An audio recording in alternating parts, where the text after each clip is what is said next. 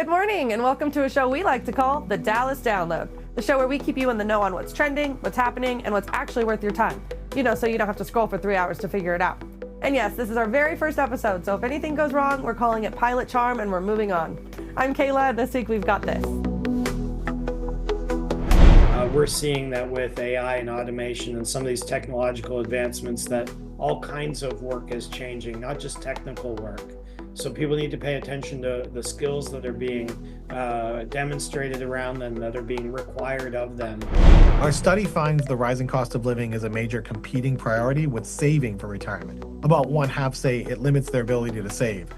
So that's partially why we're seeing so many choose to ease into retirement on a more phased path. The most common and impactful will be either things like irritability or agitation, depression, maybe lack of motivation. But our focus for today is on one that's very common and very impactful, and that you mentioned earlier would be psychosis. We take the big questions that young children ask and encourage them to seek information through hands-on learning, working with each other, reading in books, to discover new things. One question leads to the next. One discovery sparks another discovery, and what's created is a very hands-on scientific learning community in the classroom that's both joyful and fun, where the child wants to learn and where learning has no ceiling. I love to cook, and I love a good sticky glaze or like a cheesy baked casserole, but my pots and pans don't love it as much as I do. So I personally need something that works fast. All that and more right here on the Dallas Download.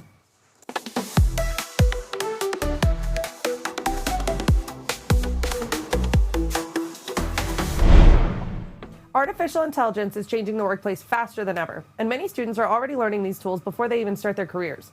So how are colleges preparing for the next generation of workers for that future?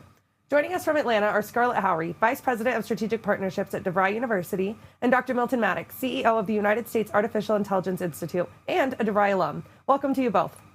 Hello. So Dr. Maddox, when you think about the future workplace, what kinds of AI skills will employees need that people are just starting to learn now? Sure, absolutely. Most employees are taking a look at the AI tools and the technical side of learning AI. And they believe that that's what employers are looking for. And they're right. Employees are looking for those things, but they're also looking for durability. And what I mean by that is that employers are looking for employees to look at the intent of the organization, the purpose of the organization, the goals and objectives, and then to go look at those tools, those AI tools that can help them achieve those goals. That's like really important to strike that balance. Again, many people think that it's just AI, but you also have to bring in the other side of those good old-fashioned human skills where you can actually discern what the goals are of the organization and then pick the right tools to achieve those goals. The last piece is that AI is advancing much faster than any other technology in human history. And so because of that, we still need to take a look at lifelong learning and making sure that we keep our skills up to date and that we are reskilling, upskilling, and making sure that we keep ourselves ready for our area of expertise. And this way that when we're working with employers, we can bring our best selves to the table, and we can do it at work, and we can do it also in our personal lives as well. And Scarlette, how does integrating AI across an entire college curriculum help students succeed once they enter the workforce? Yeah, so DeVry is committed to integrating AI into 100% of our courses by the end of 2026, ensuring that learners have access to those AI-infused skills that they need for the jobs of today or those of the future. Ways in which we envision the workforce really being impactful is by understanding the AI technology, the tools, and the know-how of how to use AI in an efficient way to help them as well, the student, as well as their employer. We also believe that in the classroom, we need to challenge students through assignments, through projects, through discussions to use AI in a way that they understand what the outcomes are and then how to use that efficiently within their current roles as well. We actually created the DeVry Catalyst courses, which are foundational courses in AI that every learner, no matter what industry they're going into, will take. They can then stack those courses with additional AI courses to build their fluency and to make them even more confident to use AI moving forward. And for those who are upskilling and reskilling and just want to get basic AI skills, we have the DeVry Pro platform, which is short form classes in AI that they can learn today or over the next several weeks and use immediately within their current roles with their companies. So Dr. Maddox, we hear the phrase AI literacy a lot lately. What does that actually mean for graduates and what employers expect today? Sure, absolutely. When you're looking at AI literacy, you want to go beyond the buzzwords, right? Many people say, oh, I use ChatGPT or I use Microsoft Copilot or one of the other ones, but you want to go just a little deeper into that. The first thing you want to take a look at is the functional literacy of the tool itself. You want to be able to use that tool and actually to go through and make sure that you understand it and ask it questions if you don't know what to do with it. It would actually give you great ideas on how to go forward. And as you're doing that, it'll learn how you learn, and then you can take those answers and really start to master AI. But as you're mastering it, this takes us to the next level, which is you want to look at critical judgment and take a look at the answers that AI are giving you. AI still hallucinates and sometimes give you the wrong answers, actually, many times. It's getting better, but it still does hallucinate. You want to make sure that you're verifying those answers, you're validating them, and you're not using them without making sure that those answers are correct for you. The third piece is that you want to take a look at the ethical nature of the answers that you're getting. Is bias-free, and are they safe? Many times as we as individuals work with AI, we just want to focus on, letting the vendor or the makers or the company make sure that AI is, bias-free and things like that. It's our job as well to make sure that those things are happening. And so please keep yourself in the loop. You are the human in the loop, and make sure that AI is doing the things that are right for you. If you focus on these three things, AI literacy becomes really a currency for you that you can use to help prepare yourself in the workforce. Scarlette, do those programs that introduce STEM and technology earlier help students build those skills sooner? Yeah, the short answer is yes. For 95 years, DeVry has been offering a tech-infused education so that learners have the skills that they need when they need them. We believe in access and providing that access as early as possible. And programs like our DeVry Advantage Academy, which is a dual enrollment program for high school juniors and seniors, is one great example of that. That program allows those juniors and seniors to earn a high school diploma as well as a college degree, an associate or a certificate. We also have events like our annual Her World event, which we are having next week right here in Atlanta, Georgia. And that is an event that exposes young girls in grades 5 through 8 to STEM careers. And we've partnered with the Boys and Girls Club to do this event, hands-on activities where they get to build drones, they get to engage with AI, they get to meet women who are currently in STEM fields and working there so that they can get inspired and see themselves in these careers and hopefully choose a career in STEM in the future. And for viewers who want to learn more, where should they go? Yeah, to learn more, visit us at devry.edu. Dr. Maddox, Scarlette, I want to thank you both for being here today. Thank you. Retirement isn't what it used to be. More Americans are choosing flexible paths like part-time work or even new careers instead of fully stepping away. A new study from Fidelity takes a closer look at this shift. Joining us now is Sham Ganglani with Fidelity Investments. Welcome. Thank you for having me. So how are Americans reimagining what retirement looks like today?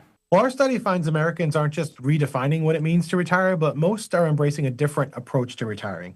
Instead of a hard stop in their career, more people are designing a flexible next chapter. So they're phasing down work, they're consulting a day or two, and they're turning a passion into a small business or finding part-time work to make it easier for them to gradually transition into full retirement. In fact, nearly 7 in 10 Americans say they're considering a non-traditional path like this. And 72% of Americans tell us they feel confident they'll be able to retire on their own terms, in part because of this phased approach and because they have a plan guiding their next steps along the way to reaching their retirement goals. And what's causing people to shift towards this new perspective? Well, there are really two main factors here to consider. First, planning. Even a simple plan is a real confidence booster. Second, day-to-day expenses are still top of mind. Our study finds the rising cost of living is a major competing priority with saving for retirement. About one half say it limits their ability to save.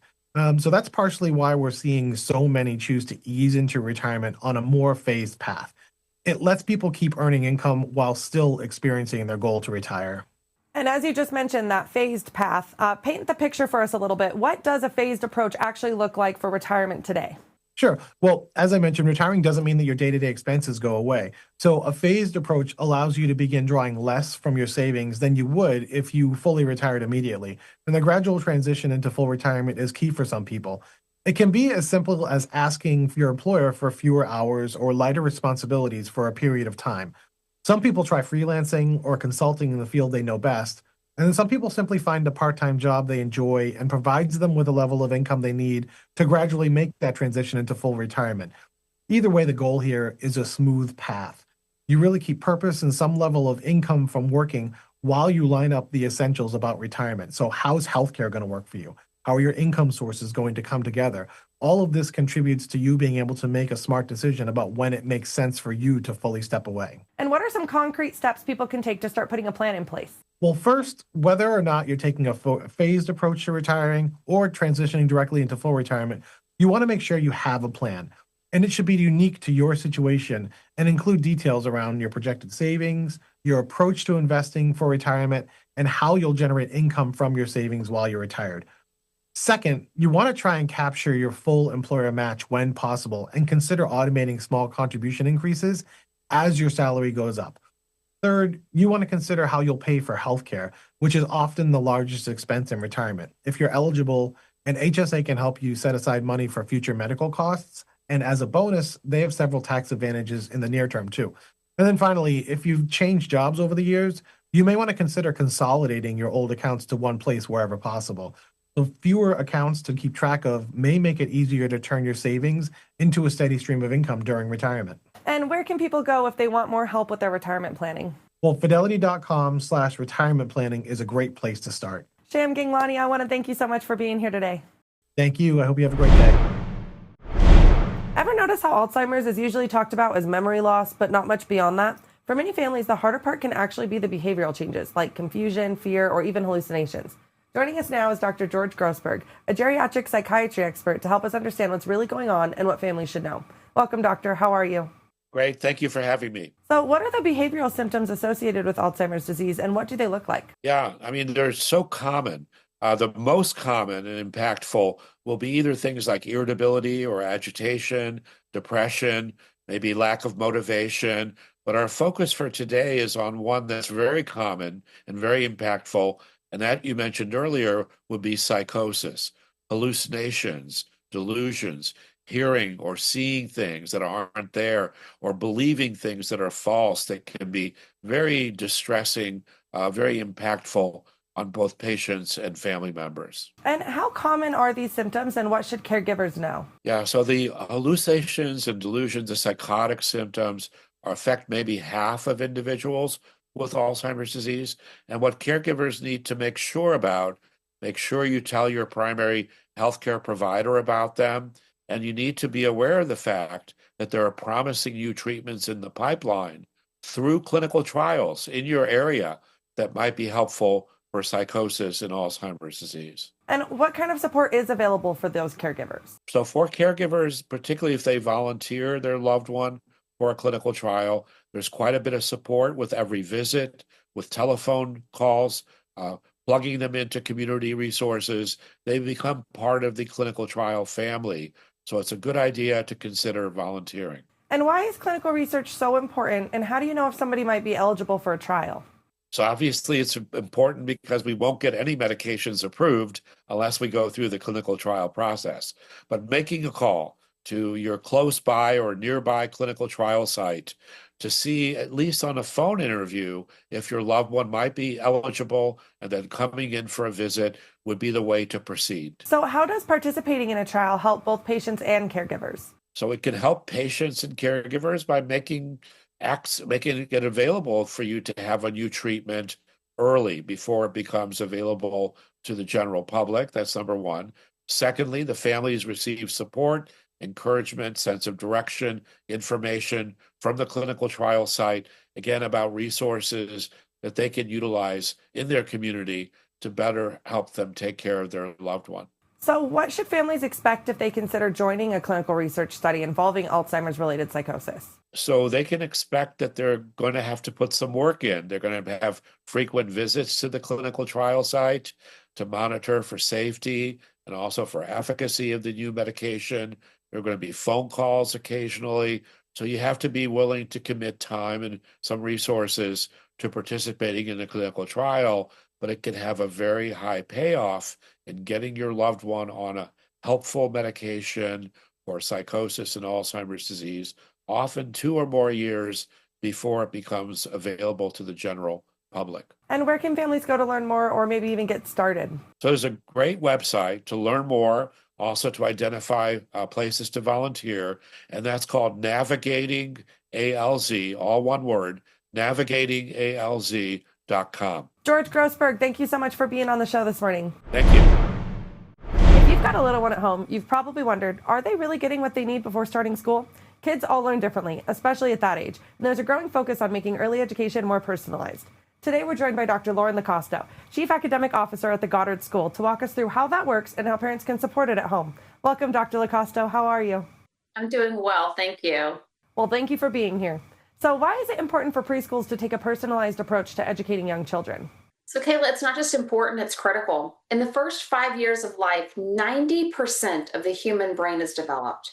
And we know that every child develops at their own pace and in their own way across a variety of skills and domains.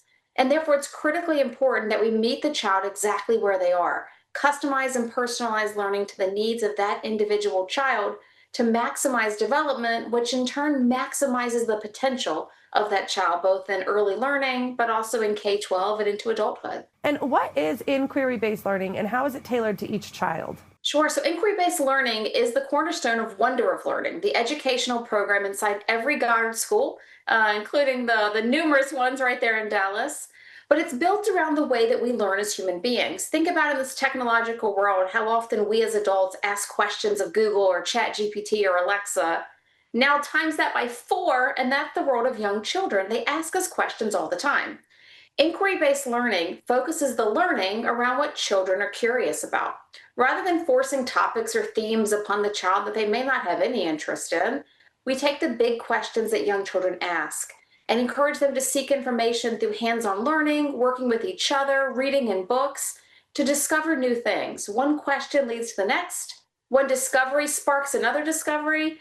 And what's created is a very hands-on scientific learning community in the classroom that's both joyful and fun, where the child wants to learn and where learning has no ceiling. So how can families bring that kind of learning into everyday life at home? They can do that quite easily in just everyday conversation, talking with your child in the car, asking them what they see or what they think or what they're curious about.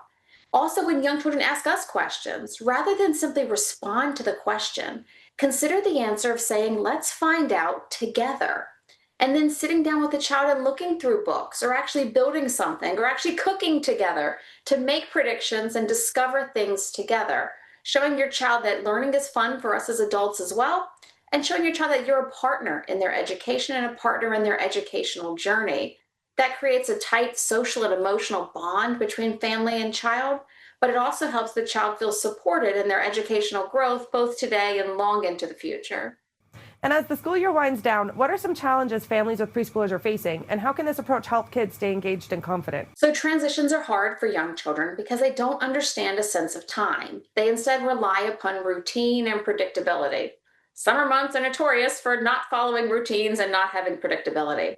So the way that families can help with that is by making the child curious, saying, we're going to be going to visit grandma next week. What do you think we're going to see? What are you excited to do? What do you think is going to be different? And instead of creating a sense of panic or anxiety for the child about the change, you can instead excite them about the learning experience. And by doing that, you help buffer some of the emotional response by piquing the curiosity, and you're maintaining inquiry-based learning along the way. And where can we go to learn more? So certainly your viewers can visit a local Goddard school in the greater Dallas community, but you can also visit goddardschool.com, and there you'll find a wealth of information on Wonder of Learning, the educational program in every Goddard school, which is inquiry-based learning, but also a lot of resources for parents about parenting topics, videos, articles, blogs, etc. So again, they can go to goddardschool.com. Dr. Lacosto, thanks for joining me today. Wonderful. Thank you. Have you noticed how many little things in the kitchen keep adding up? Time, money, even waste? More families are starting to rethink simple routines like how they use everyday products. Today, we're joined by home and lifestyle expert Yvette Rios, who's sharing easy ways to make those daily tasks a lot more efficient. Welcome, Yvette. How are you? Thank you so much for having me. I'm doing great. So, Yvette, what are some simple things families can do to save some time and effort in the kitchen? You totally mentioned it. There's a shift happening in kitchens right now. Families are looking for those simple upgrades that are going to help save them time, money, and effort. And believe it or not, refilling your dish soap is one of the easiest changes you can make. But only about 12% of families actually refill their dish soap. Most people are still going out and buying a brand new bottle every time they run out, which means more trips to the store and more money spent on rebuying instead of refilling. But what's exciting is that there is a fantastic new design that's making refilling easier than ever. It's the new Dawn Platinum refill jug. It's designed to be ergonomic and simple to use. So something that used to be messy or even inconvenient now just feels like a smart kitchen habit. And what are the biggest benefits of switching to a refill system for something like dish soap? I'm always looking for ways to get kind of that high-end result on a budget. And this is the kind of little upgrade that really adds up, because switching to a refill routine instead of rebuying is not only, a great kitchen hack for speed, it also is a smart move for your wallet because it gives you the lowest cost per ounce for what I like to call, the Dawn Platinum iconic grease fighting power. And how does the Dawn Platinum refill system help make dishwashing faster and easier? I love to cook, and I love a good sticky glaze or like a cheesy baked casserole, but my pots and pans don't love it as much as I do. So I personally need something that works fast. And the new Dawn Platinum is even better. It's like a grease magnet. It helps remove 99% of grease and food residue. And what I love is it really cuts down on my need to scrub, which means a lot less work for me.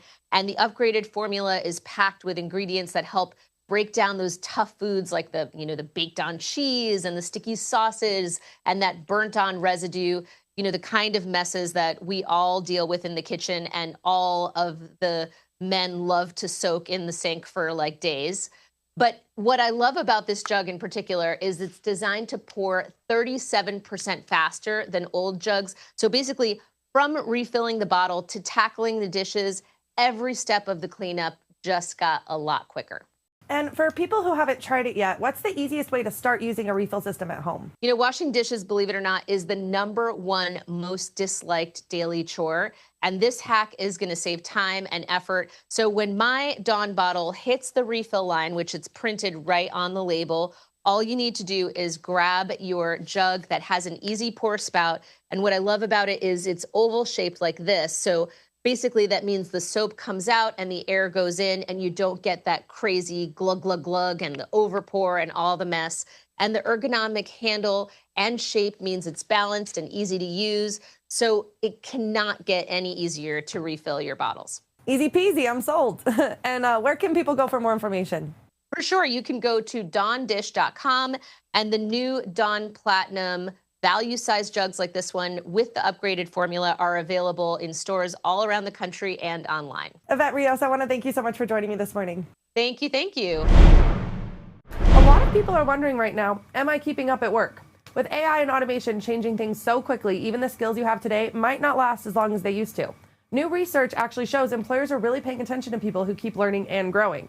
So today we're joined by John Woods, Provost and Chief Academic Officer at the University of Phoenix. Great to have you here with us today. Thanks for having me on. So what does the term half-life of job skills mean in a way people can really understand? Yeah, the easiest way to think about that is that the skills that got you the job you're in, or maybe the skills that you perform every day on that job, that those skills become a little bit less useful, less valuable, less meaningful each and every day. And with the pace of change we're seeing, as you mentioned, with AI and automation, the pace at which that's happening is accelerating. So, we wake up one day and the thing that got us the job isn't even something we do anymore. And how is AI changing the kinds of skills employers want right now? Yeah. So this idea that skills become less relevant very quickly with the pace of change and these technological advancements, what that means is that people need to embrace the idea of upskilling, of reskilling, of new skill acquisition. So employers are expecting people to engage in continuous learning, and a lot of them will support that with training and development. Or support the employee going and finding those skills in a course, a program, a training opportunity somewhere else, maybe by funding it or reimbursing it. So the expectation is one of learning now and continuing to learn moving forward. So why are so many hiring leaders actually noticing those people who keep learning? What makes them stand out so much? Yeah, that's a key point, that somebody would embrace learning and conduct some learning for themselves, participate in a training program or go back to school in some way. That's sending a signal in and of itself that somebody is adaptable, that they're embracing change, that they want to be part of change. So almost regardless of the skills that are being learned, it's really important to send that signal to your employer that you're someone who wants to grow and develop. And then the skills themselves, these will vary by industry, by workplace, by organization. But we're seeing that with AI and automation and some of these technological advancements that all kinds of work is changing, not just technical work. So people need to pay attention to the skills that are being demonstrated around them, that are being required of them, and make a plan really quickly to go acquire those skills. And for someone who wants to stay competitive, what kind of training or education should they start to look for? Yeah, fortunately, a lot of different options are offered by employers. I would have that conversation first with my employer. And then where employers are not able to offer the training, they often fund it. So taking advantage of that funding, and oftentimes online opportunities fit really well into the busy working person's personal and professional life. And the study that we conducted said that employers increasingly find online training and education opportunities to be really credible. 98%, as opposed to 10 years ago, said that online opportunities are highly credible and oftentimes really, really current in helping people learn the skills that can be put to work right away. So what is one easy step someone can take today to help protect their career? I think it's embrace the idea of continuous upskilling, training and development. And secondly, have a conversation with your employer to make a plan to acquire new skills that are really relevant in your current workplace that can help you add value really, really quickly. So where can our viewers go to learn more information? Yeah, the results of our study are on our website at phoenix.edu/online credentials. John Woods, I want to thank you for joining us today. Yeah, thanks for having me on. I appreciate the time. And that's going to do it for this week's episode of The Dallas Download. We are so excited to be here, and we can't wait to do it again with you next week. Catch us right here on KDAF, Sundays at 5:30 a.m. And if you just can't get enough of the show, I know I can't, head to dallasdownload.com and follow us on social media. We have Facebook, Instagram, YouTube, all at The Dallas Download. Thanks for watching, and until next time, that was a show we like to call The Dallas Download.